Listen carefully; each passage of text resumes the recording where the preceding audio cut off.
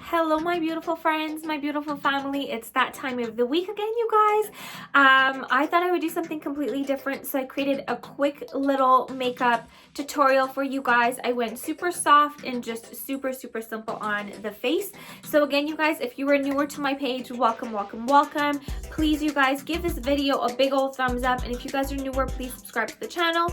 And again, you guys, any questions, comments, anything, just drop it down in the comment section. I will also link my Instagram as well as my Facebook. You guys can catch me on there daily. So again, you guys will get going. Here always guys is setting spray, primer, setting spray. I love to leave the primer on my face for about 5 minutes before I go back in with that second spritz. I used a fan to just help air that out a little bit. I then went in with a little bit of a eye primer on my lids. This is going to help with any sort of shadows that you may have, or if you are just using, as I have in this video, just a little bit of a contour color on the outer edge of the eye. This also just adds a little bit of deepness and depthness, so that eye primer is really just going to allow that shadow or that color to stay in place really well. And again, I'm just going back and forth with a nice little fluffy brush and really just softening up those lines. I then went in with the Brow Obsession palette. I took an angled brush and I'm just using that to wing my eye just a slight little smidge. I love doing this, you guys, only because it does sort of just create a really pretty winged eyeliner look. Again, there's not much effort to this, but it looks like I did put quite a bit of effort in here. I then went in with a little bit of BB cream on the Kabuki Brush. The BB cream, you guys, is my favorite, especially in the winter time because my skin is a little bit more dry than it normally is. So again, using that BB cream, which is that extra hydration piece of things, has really just helped out my foundation application. I went in with a little bit of stick foundation just to give me a little bit more color, as well as a little bit more definition, plus a little bit more, so that I get some more coverage on there as well too. I'm using the Kabuki brush in stippling motions and just blending that in place. I then went in with the concealer. Again, you guys, this is from Fenty. It's probably a couple shades lighter than my stuff. I go in with a little bit of a wet beauty bud. So again, I like to use either rose water or a little bit of setting spray on this and just really allow that product to blend in place really well. Again, you want the sponge to be a little bit damp and not soaking wet.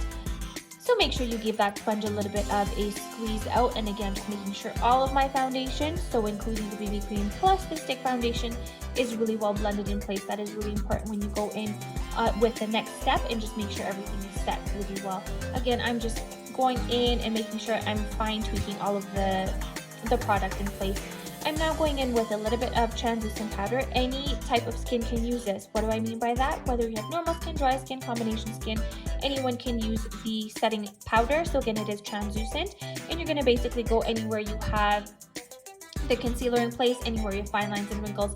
This is really going to help basically control your natural oils, and it's not going to push up against your foundation. So again, really important that you set all of that in place. I then went in with a little bit of pressed powder in my normal shade and used that along the rest of my face. That same shadow that I used on the outer corner of my eye, I am now using that same pigment, so that same color, and using a little bit of it to just contour my face. Again, we're giving back a little bit of definition, a little bit of color back into the face.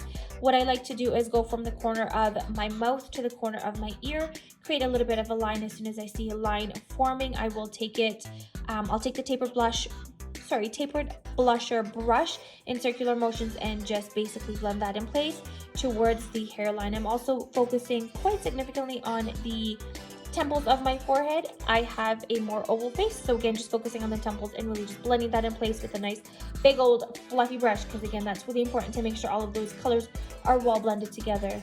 When it comes to the nose, friends, I love using a little bit of a smaller brush. What I did is I actually pinched the tip of the powder concealer brush, and then again, just use that along the sides of my nose, taking that big old nice fluffy brush and just blending all of that in place. This is really important, you guys, again, just to make sure all of those lines are really well blended. My favorite blush of choice, you guys, is Warm Soul from MAC. This is probably the first and best blush that I've used for a really long time. I start from the edge of my cheekbone all the way to my apples, and again, just really nicely blending that in place. I did go off camera and do a little bit of translucent powder just to chisel my jawline a little more, just to make that more prominent, and again, just give me a really beautiful jawline. So again, this is a nice little trick if you wanted to make yourself look really nice and slim. So again, if you guys can tell, I do have a little bit of a white shadow on my jawline, and that is just the translucent powder. I went back in with the brow palette, and I'm using the darkest shade again that I used for the wing liner, and I'm actually just filling the top of my brows. I usually don't fill my brows too much, but again, I will fill in where there is some patchiness happening and where my hair doesn't grow. I went in now with the Benefit Brow Gel, and I love using this, you guys. So sometimes when I don't fill in my brows, what I will do is I'll actually just go in with this brow gel and nicely just take that along my brows and just gel them in place. I do find that it does pull my hairs in all of the same directions. And then I just go in with a little bit of a spoolie, make sure that everything is just blended well. That spoolie is also going to help should you have any sort of darkness or unevenness with the color itself. I'm now going in with the powder concealer brush, and I'm taking that translucent powder that I had used to chisel out my jawline and just making sure I'm blending that all over my face. This is really important because it will also keep the pigments really soft and gentle. So if you find that your contour color or your blush is a little too much, again, that'll really help just soften that out. I did take a little bit of that contour color, pardon me, and I put that along the bottom waterline. I love doing this little trick, you guys, because it does sort of create a beautiful smokiness. I do find if you do have smaller eyes, I would suggest using a white liner on the bottom waterline. What this does is it just really allows your eyes to look more big. I've taken the Colorpop highlight, you guys, and I will link all of the products that I've used, especially this one though. I love this highlight. A little of this highlight goes a long way. I also love using a small little fluffy brush when I am applying it to my nose or on my lips. The best friends, I never used to use lash primer, and I now use it every single time I am doing an application for mascara. So with the primer, you guys, it is going to help lengthen and condition your lashes. It is also going to help keep them really nice and separate. I've been using the 4D mascara from Younique. You guys, this is a fiber infused mascara. It is my fave mascara from this line. Again, like I mentioned, it is a fiber infused mascara. It is a beautiful wand. It is a Y-shaped wand. So the nice trick with this, you guys, is think of wiggling the wand, which is really going to allow the separation of your lashes. And you want to twist the wand, allowing all of those fibers and that product to really catch onto your lashes.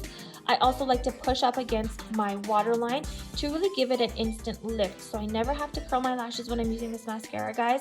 I just take it and really honestly push right up against my waterline. Fun fact as well too, guys, when you are putting mascara, look down into the mirror versus looking up.